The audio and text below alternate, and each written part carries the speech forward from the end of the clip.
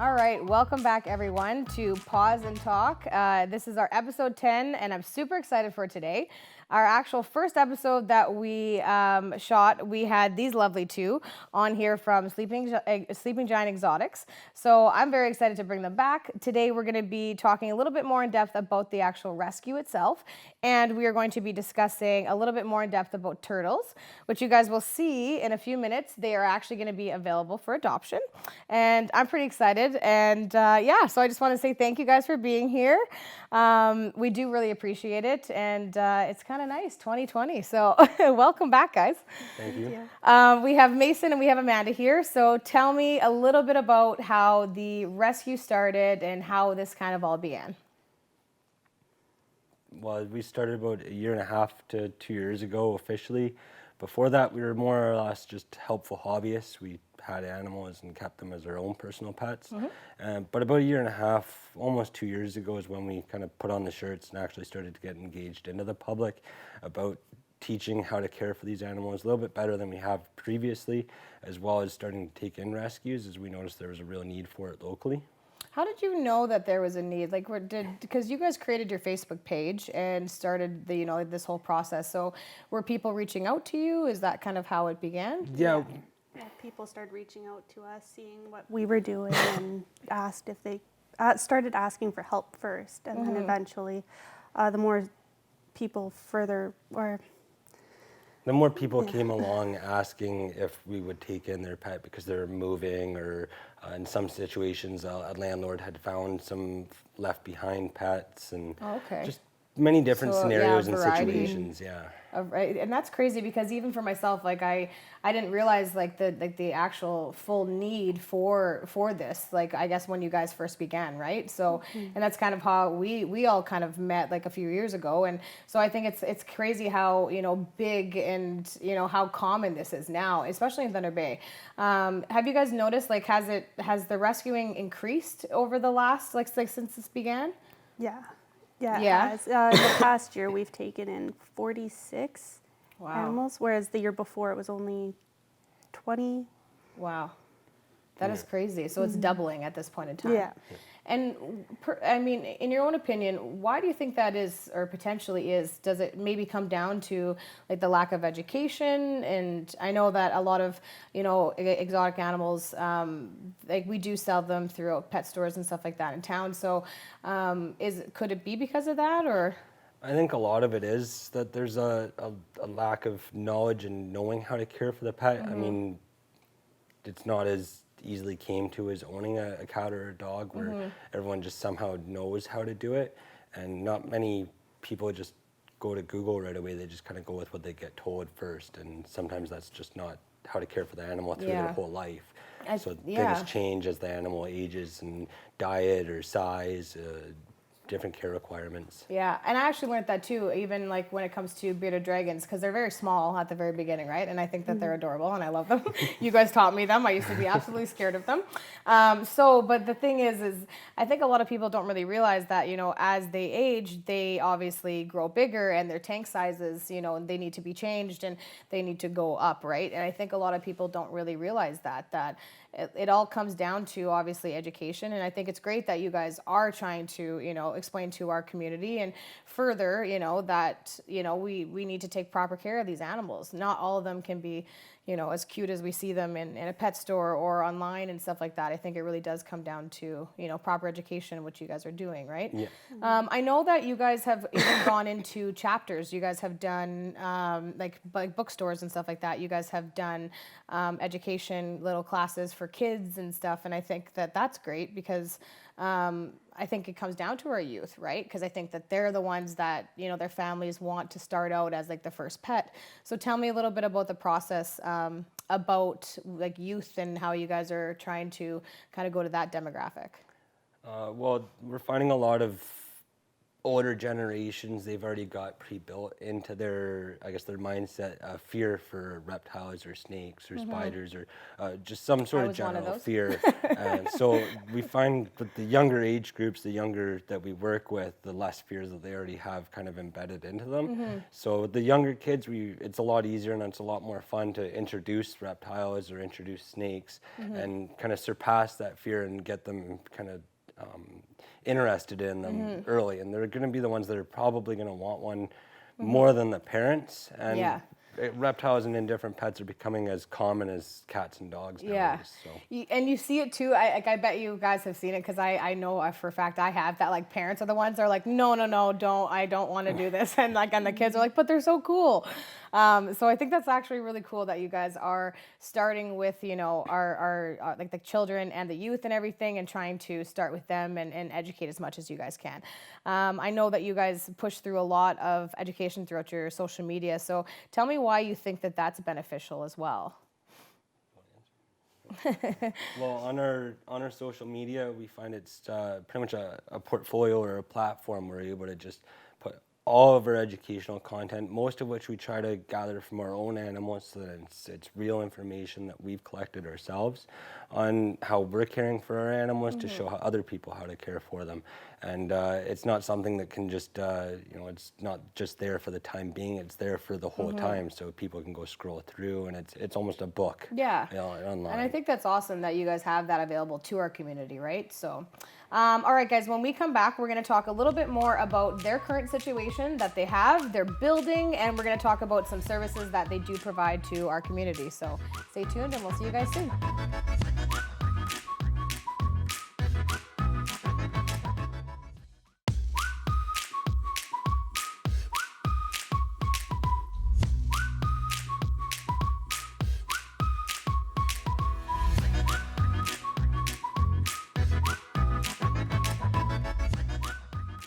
Welcome back, everyone, to Paws Talk, episode 10. We are here with Mayson and Amanda from Sleeping Giant Exotics, and we're having a lovely day today. So now I want to talk to you guys a little bit about your current situation. So I don't know if our community does, but you guys have an official building. Yeah. So congratulations, that is a huge win for obviously any kind of rescue. What is your purpose of the building, or what are your hopes of it? Well, right now as it stands, we're constructing it to be an educational building, somewhere where we can invite the public to come and view a large assortment of our animals pre-set up in their habitats that are designed for what they need to live, on heat and humidity, plants, everything like that. Wow, that's and amazing. People can just understand how to care for these animals as well. They can take that opportunity to make the decision on which one might be the best pet for them. We have animals that make good pets and animals that don't make good pets on display, and showing the reasons why. We're also wanting to make it as kind of a place of service where people could even just come in and ask their questions, opposed to having to track us down online. I think that's a great idea. So basically, essentially, you guys are going to create a full-blown educational hub for exotic animals in our city. So again, I want to congratulate you guys, because that is something that is going to be so important to our community.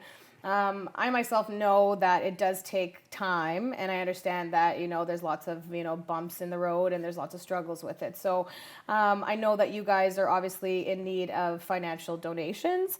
I know that you're also looking for fundraising support as well. So if you are a local business currently in Thunder Bay, and you basically want to support this amazing rescue, please reach out to their Facebook page. We will provide you all the details below. And if anyone could help, please contact them, because I think that this is definitely, the fact that it's growing so much in Thunder Bay, I think that this is going to be so important, especially 2020. So I hope that this is going to be your guys' year, and I hope that our community can definitely come together for you guys. So Thank you.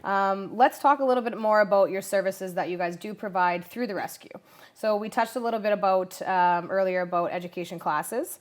Let's talk a little bit about rehabilitation. So what does that exactly mean? Well, we take in animals from a lot of different situations or scenarios. Some are beloved pets that their owners can no longer care for whatever reason. They're moving or any reason, whereas others are, they're sick or they've been neglected or abandoned in a home. And those ones take a little bit more time where they need other vet appointments or medications, and they go through a rehabilitation process. But any animal that comes to us, we keep them for a minimum of at least 3 weeks to observe them, learn their personality so we can find them the best fit of a home based on their individual personality, as well as make sure that they're up to a clean bill of health before finding them a new home. I realized that you guys keep them for that long, so it's kind of like their quarantine process, right? Like the 3 Yeah. weeks. That's awesome, actually. I didn't realize. I thought it was actually shorter. So thank you for sharing that with me, because I think that is definitely really important, right? We actually have a lot of most animals a lot longer than that, just due to how long it takes to find an appropriate home. But a minimum of 3 weeks is the shortest we'll keep them. That's awesome. So with the rehabilitation process, obviously there's some like animals that kind of, like you mentioned how they have to go to the vet and stuff like that. So you obviously partner with a local vet, and so you guys pay for everything basically through the rescue, everything, all their vet bills and everything like that, correct? Yeah, our expenses are generated through what we can pull through the rescue or through our educational efforts and what we can generate that way. Other than that, a lot of it comes out of our pocket. Wow. So I think that that's something too our community obviously needs to know as well, right? That you're partnering. I know that you guys partner with now the government through the Animal Welfare new act. And so with that being said, you're partnering with a lot of people in town. You're taking in these animals, and it is, I'm sure it's a very financially I guess damning in a sense, because you want to do so much, right? And it's kind of hard for you to do that. So again, so if anyone could assist, definitely reach out to them. Okay, guys. Let's talk a little bit. We were talking actually earlier about the birthday parties, so let's talk a little bit about that. I know that you guys really enjoy, like we mentioned, talking to children and youth and everything, and doing the parties and stuff. So let's talk about funny moments, because I know kids. I'm sure you guys do too. So let's talk about some lovely questions that kids kind of throw at you during these birthday parties. Well, probably the most frequent is, can we put it on the ground? Kids love to see animals walk or move or do whatever they do to get around. So we get asked to put the animals on the ground a lot. Sometimes we don't because of the cold ground, but we do have some animals that stay on the ground, and the kids absolutely love watching them walk. Where's its butt is another common one. Where's its butt? Where does the poop come from? Oh my gosh, that is so funny. I love that. So how do you guys react to that? Like, obviously, I mean, you just handle yourselves accordingly, right? But I mean, I think I would just start laughing. I don't think I would handle myself well at all, honestly. We give it a little chuckle and give it an answer, and normally our answer gets most of the parents in the back laughing as well. Yeah. So. Okay, but I gotta know, like, do they have butts? Like, yeah, they do. they only have one spot that all their stuff comes from, but they have one, and it's called a vent or a cloaca. Oh, okay. That's actually a fun fact of the day. So you guys were at the CLE this summer, which obviously is a huge, huge honor. I'm so proud of you guys. I think that is so awesome. I know that you guys had a complete success there, so congrats. And I know that that was your first year doing it. Yes. So I'm hoping that you guys are going to be going back this summer, because I think that it's going to be absolutely amazing. I heard from our entire community. Literally, we were talking about the CLE, and every single person was like, "Did you guys get to see like the sleeping giant exotics?" Like, it was a big, very well talked about. So I think that's going to be super amazing. You guys mentioned to me earlier about you have an event for March break. Yeah, we're at the library on Waverly. Oh, nice. So, That's awesome. Okay, so tell me a little bit about the event. We have a 2-hour presentation with displays where it's aimed mostly for kids, where kids can come and sit through it. I believe you need tickets for it, though. Okay, so visit their Facebook page. I'm sure you guys will post about basically have all the details and everything on there. Yeah. Awesome. So we're hoping to line up some more events for March break as well. yeah. So. And like I said, any local businesses, if you guys, are looking to, even schools, everything, if you guys are looking to really push that, like the education piece, I think that this would be a great opportunity, because I honestly, you guys made me not scared of reptiles. I was petrified before, and I think that actually speaks to you two as people, you know what I mean? Not only the rescue. So I wanted to definitely thank you guys for that. So, all right, guys, when we come back, we are going to be bringing out the lovely turtles, and I'm going to probably look like a 12-year-old asking 1,000 questions about turtles. So stay tuned.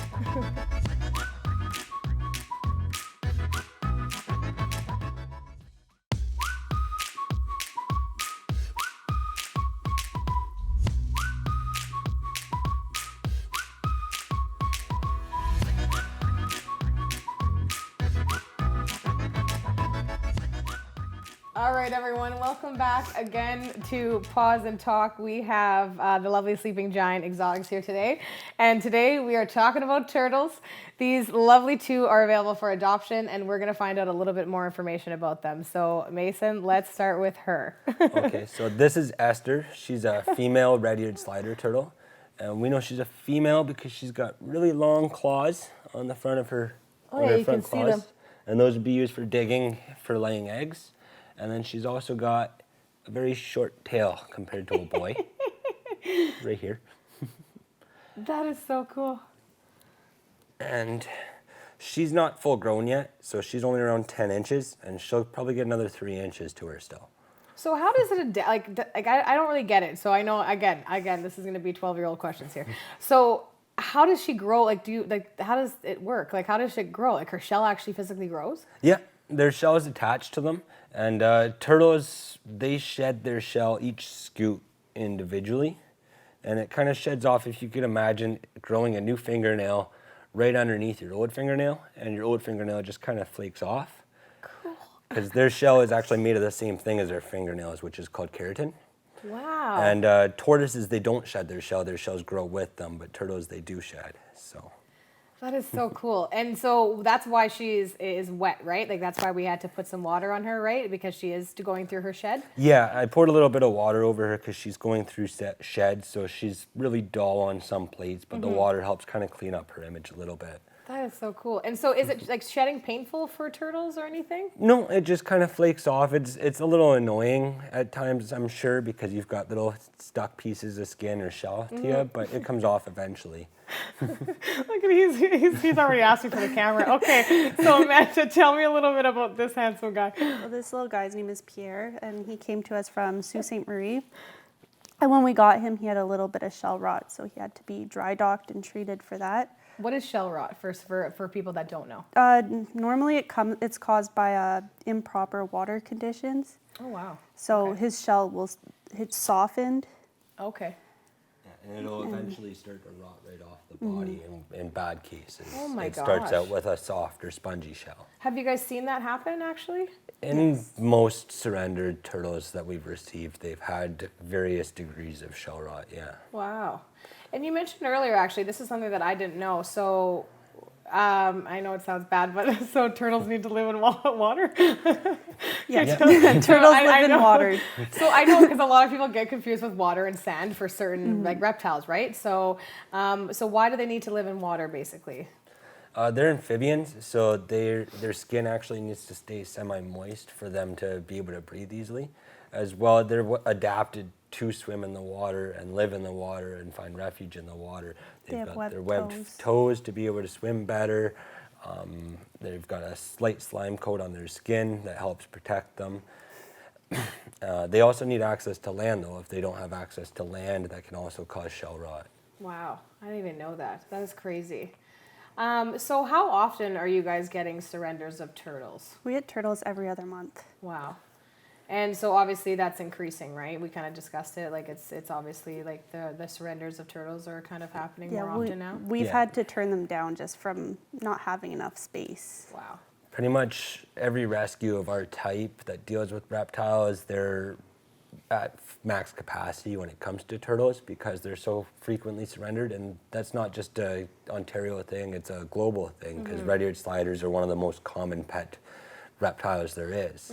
And so even like the big turtle rescues, they've got 100 turtles that are available for adoption, 100 that are going through the rehab process, and still at least another 100 that are waiting to just get into the rescue. Wow.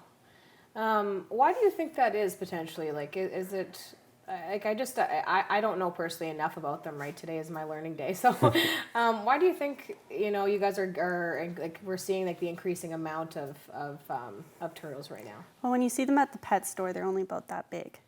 And they only need a small tank like that one. Turtles need 10 gallons of water per inch of shell.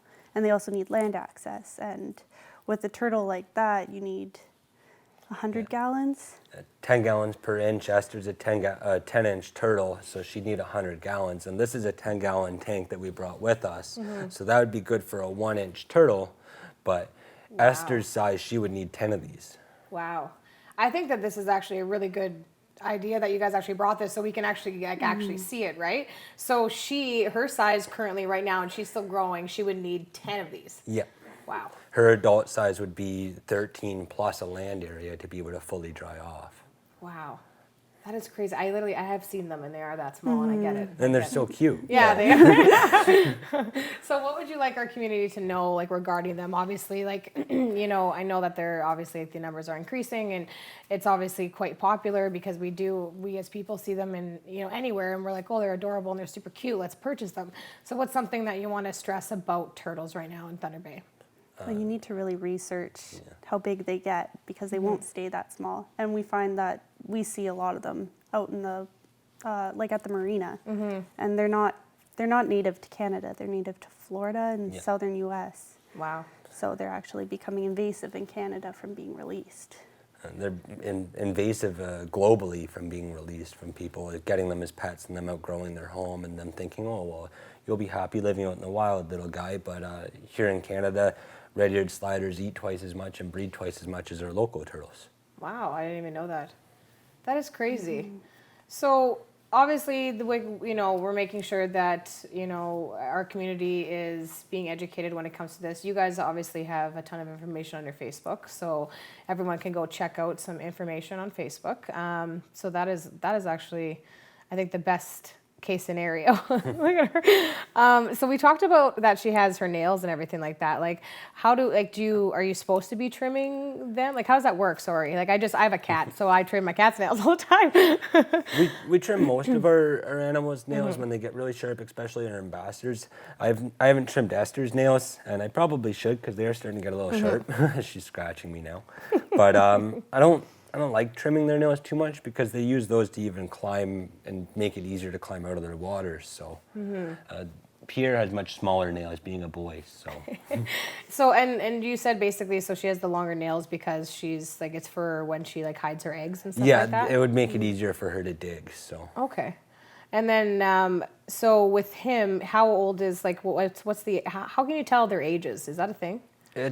You can't really tell. They all grow at their own rate. Yeah. Okay. So you don't really know how, I guess, the age difference when it comes down to it. No, generally a red-eared slider in good care is going to hit 4 inches by their first year. Okay. That's about the size that Pierre is. He's maybe a little bit bigger, but he's definitely older than a year. Okay. I think we were told he was 8 years old. Yeah. Oh, wow. So improper care could cause them to slow down in growth or even stun. So. Is there like a difference in like a male and a female when it comes to like their coloring patterns or anything like that, or is it just? Not too much, no.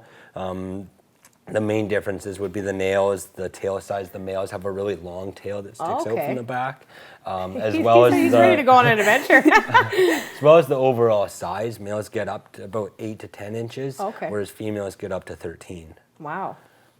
Okay. Can we actually see his tail? Can we show the like the difference? Because we saw hers and hers was quite small, right? In comparison, so, of course, it went back in. He got shy.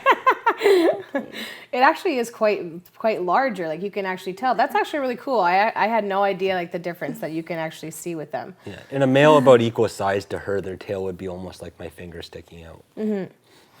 That is so cool. All right, guys. So is there anything else that you want our community to know regarding the turtles and everything like that? We talked about obviously making sure like the education. I really think that it comes down to that, like in all, you know what I mean? I think as a whole. Yeah, doing your research. I mean, turtles don't just eat turtle pellets either. They're omnivores. They eat insects, they eat fish, they eat vegetable matter. So I had no idea. A turtle pellet isn't just a good staple. You need variety to mix it into there.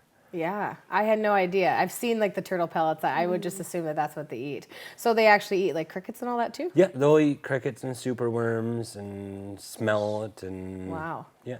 I forgot to ask too, like how long is like their lifespan approximately? Like do you guys know? Like Minimum 25 years. Yeah. Wow. So you really need to know and make sure that like, you know, when you're purchasing this, it's not just for, you know, it's not I mean, I know the fish survive quite sometimes, but you know what I mean? Like, I just think that it's a full lifetime commitment, right? So, wow. All right, guys, thank you guys so much for coming in and teaching us all about turtles today and letting us just basically hear about, you know, what our community can do to support you. Like I said to our community and to you guys earlier, if you guys can, please visit their Facebook page. There's tons of information there when it comes to anything exotic. So again, I wanted to thank you on behalf of everyone here at Shaw Spotlight and our community because I know how much of a difference it makes, even for myself. So I do really appreciate that. And yeah, if anyone can help and assist, please contact them as soon as possible. All right, guys, thanks again, and we will see you guys for episode 11.